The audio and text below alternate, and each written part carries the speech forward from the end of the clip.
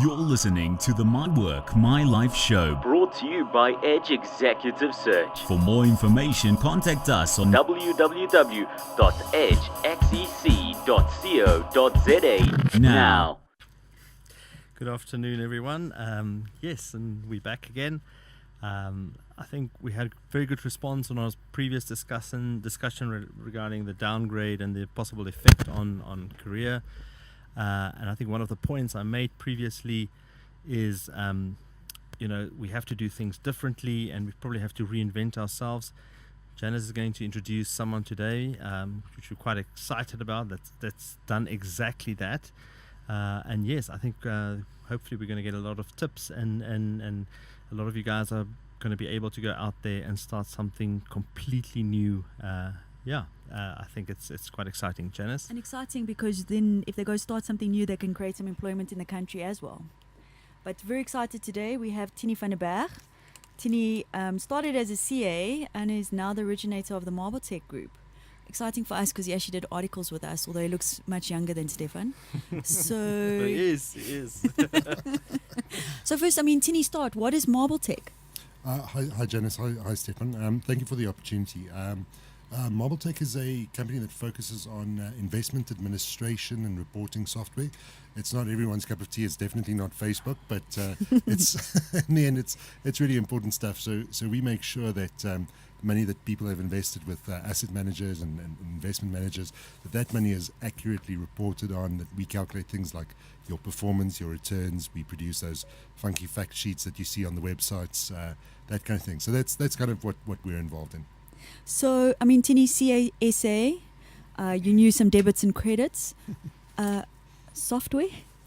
So I think it was one of those things that was a bit of a crossover passion. I used to, when I was at school, I used to write point of sale systems for a couple of restaurants in Pretoria. So, there's kind of, where you kind of tally up everything that, all the booze that people have had over the course of an evening.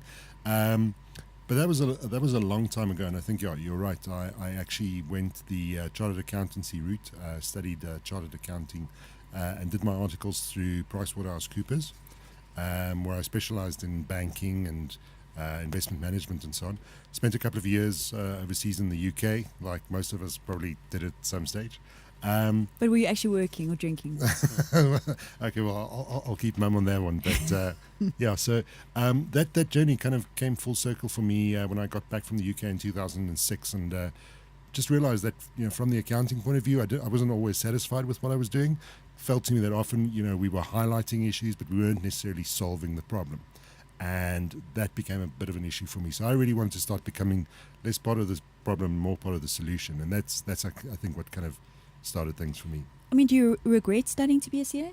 Not at all. No, I think everything I do on a daily basis, I'm actually so thankful for that. I think it was a wonderful route into what I'm doing now. The fact of the matter is that with what we do at MobileTech, so we focus on investment accounting and reporting, like I said to you, and a lot of that is really hardcore accounting based. We do a lot of tax analysis for things like capital gains tax and so on. So absolutely, chartered accountancy was a great base for that. But what was really exciting was kind of taking that to the next level. Awesome. So, how did you finance your business? You woke up one day and you decided, I'm gonna start a business called MobileTech Group. Yeah. So this is one of those things. It's a little bit like going on holiday, where they say to you, take half the clothes and twice the money. When you start a business, I think everyone is aware, and especially for me, coming from an accounting background, I was very aware that you needed some capital. But the fact of the matter is that you probably always underestimate how much you need. For us, it was a case of really, I think, focusing on doing some other things while we were building our product, which took us about 7 years to do. So that was a long time. But so we did a lot of consulting, kind of self-financed out of kind of revenues that we were making in the business. Obviously, friends and family. At one stage, everyone gets called in for a bit of financing in that arena.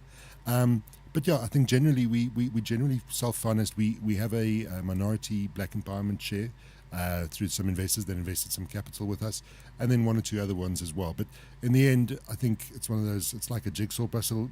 You've got to get a lot of pieces together to make it all work. Can I just I want to go back, Tini. That actual day when you resigned and decided from tomorrow I'm not getting a salary. Just tell us a little bit Yes. about that. So I was probably quite lucky. I resigned in the heady days of 2008, just before the credit crunch. So at that stage, it was still quite easy to make money in the financial services game, and I think that changed quite substantially down the road. So probably the initial move was quite exciting. It's only later that I think we really realized the challenges, and I think that's probably true of most people. I think initially there's a huge, almost like a sigh of relief, and you feel really, really free, and all of a sudden you feel like your destiny is in your own hands. And it's only later on that the tough side of that equation starts catching up with you. And I think that's a natural thing, if you're moving into a different career or a different business. But did you also make sure that you downscaled your expenses when you took that decision and you said, now I'm going to do this? You probably had a little something away or something planned, maybe like a little consulting thing, just to see you through? Well, absolutely. I think that's one of the things that you learn very, very quickly on. You don't always have a lot of control over your revenue as an entrepreneur, but you do have a lot of control around your expenses, and that's the bit that you can make make a big difference on quite quickly. And yeah, that's absolutely the way to go. You need to really ratchet down on those expenses, those recurring costs. For me, the real game changer was saying, I don't want any more debit orders. I had absolutely no debit orders on my account every month, and that keeps you really, really lean. Tell us about that first year. Tell us about your stresses. I'm not sure we have enough time or enough alcohol around to tell you about that. I think that was really, really tough, because I think you're really coming to grips with the hard side of starting your own business, getting that credibility. I think we were having a conversation earlier, Janice, you and I, about to what extent people actually rely on the brand that they are involved with. So if you're working for a corporate at this stage, there's a lot of your success stems from the fact that you're working in that big organization. And when you start on your own, that all of a sudden is not there, and you just kind of start realizing that you took a lot of it for granted. And that was a big change for me. So I really missed the things like proper HR, proper accounting, finance. All of a sudden, you're the one that has to do all of that as well, and that's not that easy. But yeah, I'm talking about myself. I don't know, Janice, as well as you. I think from my point of view, coming from that the corporate side, one of the things I think that helped me tremendously is the amount of discipline that we learned from there. Discipline and respect for business as well, because I think it's something that you actually have to carry forward and use still today. No, absolutely. I think if there's one thing that I think carried me through was learning about big systems and processes and disciplines, like you said, Stefan, in a corporate like PricewaterhouseCoopers or any one of the clients that I had. But it's one thing to appreciate their importance, and a different one to actually do those things all yourself. And I think that's where we perhaps faltered in our first years. I mean, Tini, how did you start by marketing this business? How did you get people to know that MobileTech existed? Well, to a certain extent, I think it was just kind of starting to sitting down, making a list of who your potential clients are. Sometimes that's a little bit daunting. In our case, those were the likes of a Standard Bank, First National Bank, really, really big corporates out there, and kind of just starting to call the right people, getting in at the right meetings and so on. But it took a very long time. But I think it's again, it's part of your business plan. You've got to figure out who might potentially want to take advantage of whatever you're bringing to market. And once you understand who those people are, it's just a case of saying, well, start knocking on doors. It's not easy, but you've got to start. I think that was one of my questions as well. I mean, how do you as an individual, with you're probably still building your product, walk into a boardroom and actually going to sell that? You don't have the backing of the big corporates that people and the big brands that people are known. Sure. I think this comes back to that real passion that you've got to have. In our case, we really thought that I was working in the industry, and I was seeing a lot of stuff out there, a lot of products out there, a lot of kind of implementations of big reporting systems, and I just hated it. I hated the way everyone else did things, and I was maybe a little bit arrogant in that sense, but I knew I could do it so much better than anyone else, and that needs to be like a religious conversion almost, just the extent to which you believe in yourself. Yeah. Because if you don't have that belief that you are different and better because of your product, because of your service, because of how you understand things. If you don't have that, then you're going to really struggle. I think a real defining difference is important, and then your incredible belief in that is really, really important. I mean, how long did it take you to, how long did it take you, years, when you realized I should have a viable business? I think it probably took us about 2-3 years before we saw that things would really be taking off. And I mean, it's still, even today, we have to work very, very hard. It's a very competitive market. But I'd say for the first 2 or 3 years, it was very much touch and go. And that's really natural. When you read the statistics, you'll find that I think something like 90% of businesses fold in their first year, 90% the year after, and 90% the year after that, which means that at the end you've got 0.1% of businesses remaining after 3 years. If you can make it through those 3 years, you've probably got quite a good chance of making it. But for the first 3 years, it was not easy. No. Did you, obviously you're in a very technical environment. Did you get your hands dirty, or did you use other developers and you told them what to do? So for me, a very big part of what we wanted to do is to do things differently, like I said before. And I felt that the only way to do that was to really get my hands dirty. So I think, like I said before, I'd done some development when I was younger. But probably not at that level. No, definitely not at that level. And this is another one of those, I think you need a little bit of arrogance to to make it, because I decided I'm going to start developing. And I had no idea what I was letting myself in for. Where did you learn? Or Well, you're lucky in the field that we're developing in, which is a lot of Microsoft products. Microsoft have absolutely wonderful deals on cheap software and training courses and that kind of thing. And I think if you start looking around, you'll find a lot of that in software. But after that, you can only go so far. No one can put knowledge in your head. You have to absorb it yourself. So if I tell you that probably for a period of 2-3 years at least, I was working 20 hours a day, 7 days a week, 365 days a year. That was the level of commitment that was required. I think that's one of my favorite things, is that people think as an entrepreneur you have a lot of flexibility. They think you have time to go fetch their kids at school. You've got you go to gym at 8 in the morning. But you have a lot of flexibility. You can start at 4 o'clock in the morning. You can start at 5 o'clock. You can work till 9 or 10 or 11. It's very, very flexible that way. And look, I think it changes over time. I think things certainly for us now, partly because that's what our business requires. We need to be much more sustainable than we were initially. But there's a period of time where it's blood, sweat and tears. And you have to absolutely make peace with that if you're going to make a success of a new career. Do you think everyone should be an entrepreneur? I think everyone should at some point in their life be an entrepreneur. I think there's I've been reading a lot about intrapreneurs, so people within corporates that almost run smaller business units that really focus on entrepreneurial businesses. I don't think everyone has to be an entrepreneur, but I think it's a brilliant experience to have.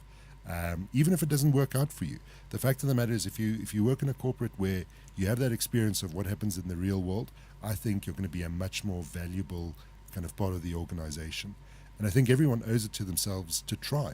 The fact of the matter is, in this country, small and medium enterprises are where we're seeing growth. Now, by that I mean, we've got lots of really big corporates that are the backbone of this economy, but the delta, that growth, that incremental job creation, incremental growth that we're seeing is coming from small and medium enterprises. And that's really what we should be encouraging. Because if I look at ourselves, I didn't realize it at the time, but we've got about 25 employees now.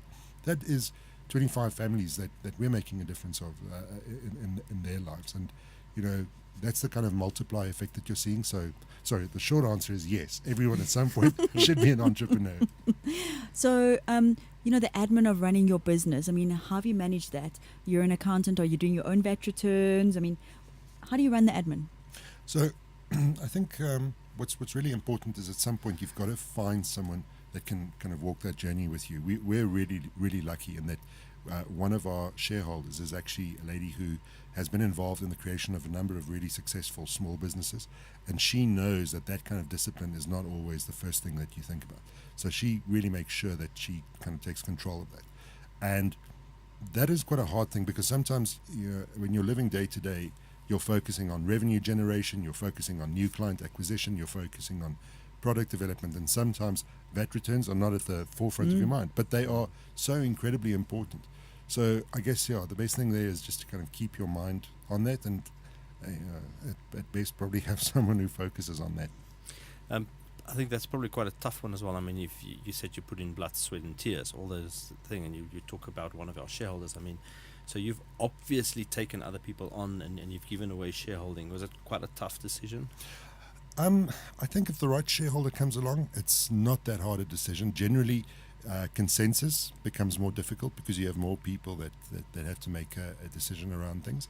But if the right shareholder comes along, whether it's capital that they're bringing, whether it's expertise, whether it's networking, I've seen the multiplier effect of the right people, the right shareholders looking out for you, and it is incredible.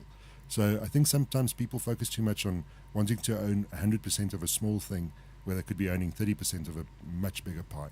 So it's always important not to dilute too quickly, but at the same time, the right shareholders will make or break you. How did you find your staff? In the IT space, because there's a lot of social media around that, and there's a lot of kind of personal kind of development in that space. We've been lucky in that a number of our kind of top performers have been referred to us either by people already working for us or by people kind of working in the same field as us.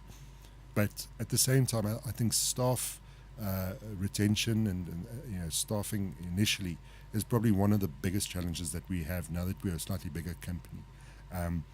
Again, I think the right people make a huge difference, and finding them, especially in South Africa, where there's such an absolute a shortage of skills, is really, really hard. I mean, Stefan, you were saying earlier, we're really technical. We need people who know IT and they must know finance, and those are scarce resources. So we've had to do a lot of training internally, but staffing has probably become our number one challenge as we're growing. So let's be honest now, Tini, was there ever a time you wanted to close the doors and go back to corporate? Many times. I think when you're lying awake at night waiting for a debtor to pay you, or you're struggling to solve a problem in some piece of code, sometimes it just actually gets too hard. You get through it. You have to. Those are the challenges that you have to solve. But I did not, certainly from day one, have this moonlight and roses kind of walk down the entrepreneurial path. It's been quite difficult, and there have been a couple of times where I said, I wish I could just get a salary at the end of every month. We know that feeling. So if you had to give advice to people that want to reinvent themselves and they want to now start an entrepreneurial venture, what would that piece of advice be? Well, I think it's different for everybody, but I know what worked for me was really figuring out what you do better than anyone else, or what you can do better than anyone else. There's a lot of commodity businesses out there that are not necessarily doing very well. If you're going to make it in this challenging environment, you have got to know, and know in your bones, that what you do is really different to what anyone else can offer. I think that's the first part of it. The second part is, if it involves different skills or a different set of tools that you've got to apply every day, that you have to throw yourself into that. It isn't easy, especially as you get older, to learn new skills, and also so many things are moving so quickly that you almost have to keep on running just to stand still. That probably is something that you really have to take ownership of, and it's not going to be easy. It's going to be quite hard, but if you can do it properly, I think you'll have such an advantage over your peers. And I think it's true probably for all South Africans. I think we perhaps have a culture of saying, well, if I studied something great, when I'm done studying, that's it. I'm now smart, and I don't ever have to worry again. Technology is moving so quickly. The world is moving so quickly that you have to educate yourself all the time. Do you think that you would sell your business at some point, or what was your long-term goal?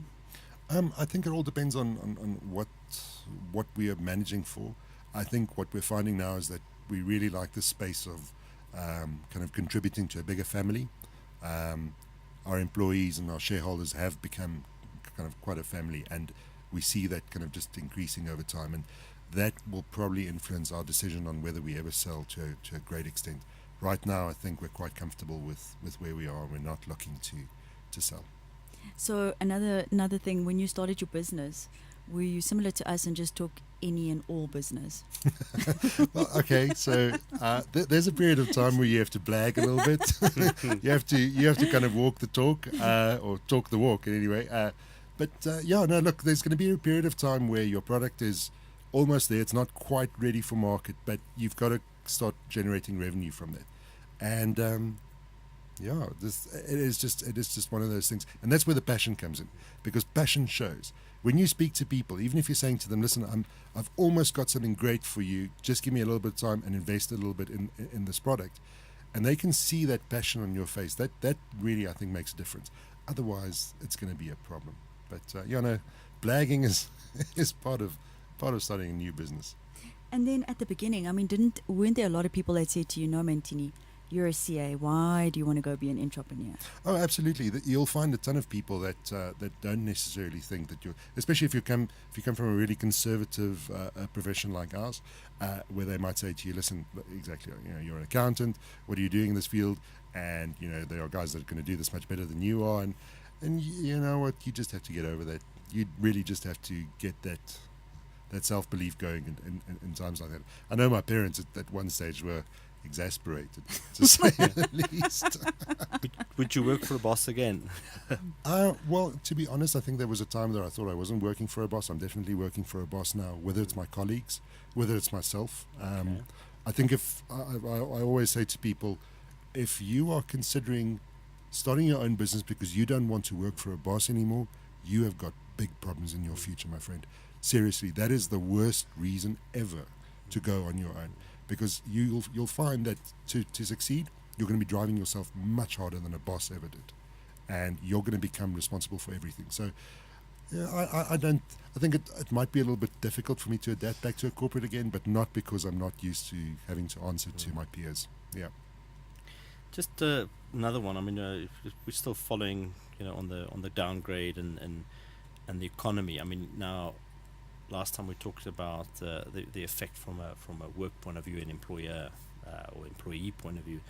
I mean, you as a businessman, what is in the back of your mind? I mean, are you thinking about it? Are you planning around it? What is your stance on the impact on your business, maybe?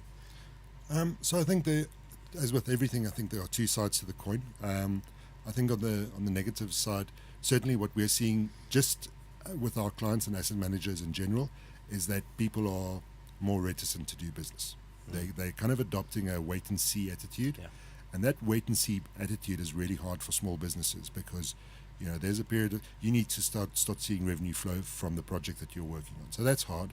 That lack of confidence is definitely impacting business. The flip side of that coin is that because of what we do, we're competing with big international firms that are invoicing in hard currency. And when we compare our prices in rands to their prices in dollars, and kind of more importantly, our prices in 3 years in dollars, we look like real value to our clients. And I think that's one thing where South African businesses have a real advantage, especially in South Africa or within Africa, because our costs are rand-based. We have some real opportunities to do business. So that's probably the flip side of that coin. But right now, I wouldn't mind a little bit more stability. And certainly I think as an entrepreneur, it's not a great time to be hiring people. It's really, really tough making long-term commitments in terms of your investment in people when you don't know where the economy is going to be in a year from now. And then I suppose, Tini, my favorite question, how did you build your brand? Is Tini van der Berg a brand, or is MyWorkMyLife Group a brand?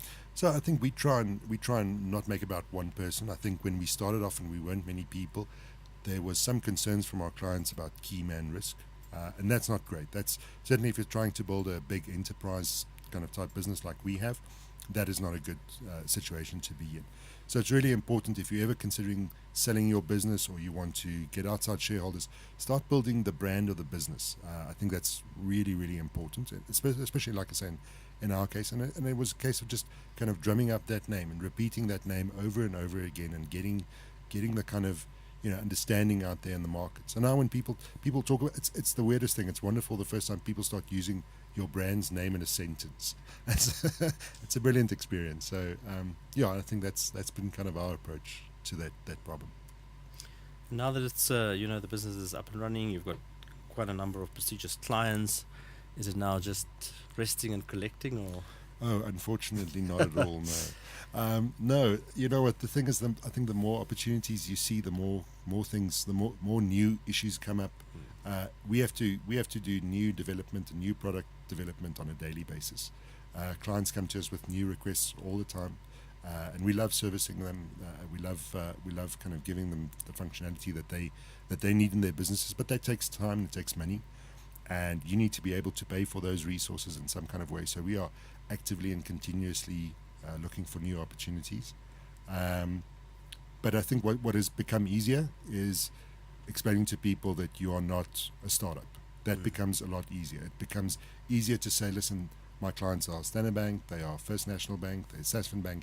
When you start saying things like that, it becomes easier. But it takes a very long time to get that credibility in place. I always believe that if you're an entrepreneur, you always need that first client. Because you can get the second client by saying you have the first client. No, absolutely. Absolutely. And I mean, we were very lucky at Sasfin. I mean, they are a very, very entrepreneurial organization to start with, and they took a chance on us. And that, for us, was really a very big break. So, yeah.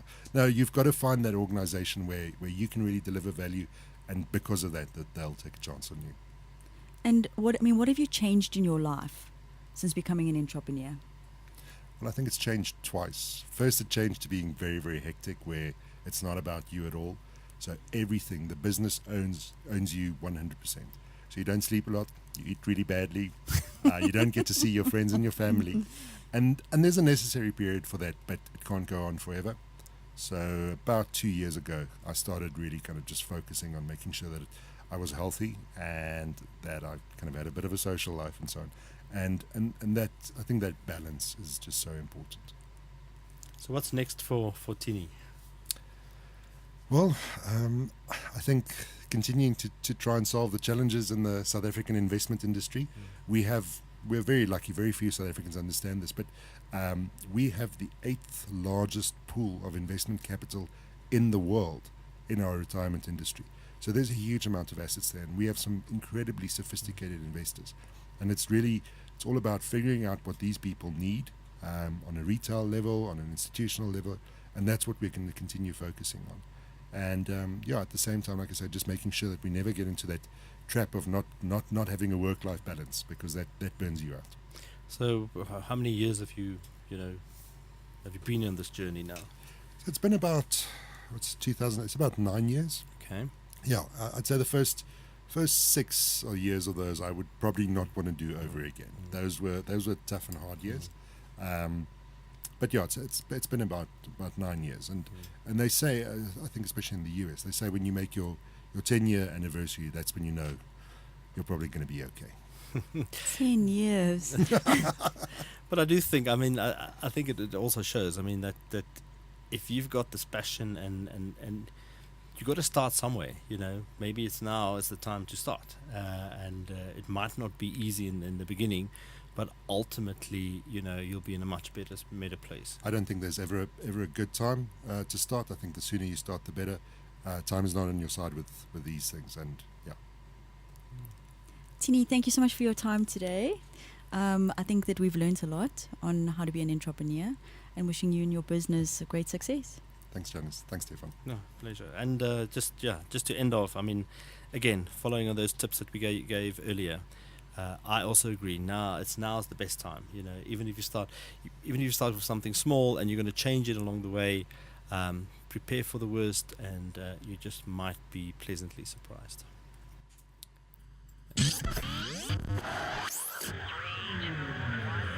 You have been listening to the My Work, My Life show on brandlife.co.za. Proudly brought to you by Edge Executive Search. Visit Edge Executive Search on www.edgexec.co.za now for more opportunities, events, and our latest podcasts.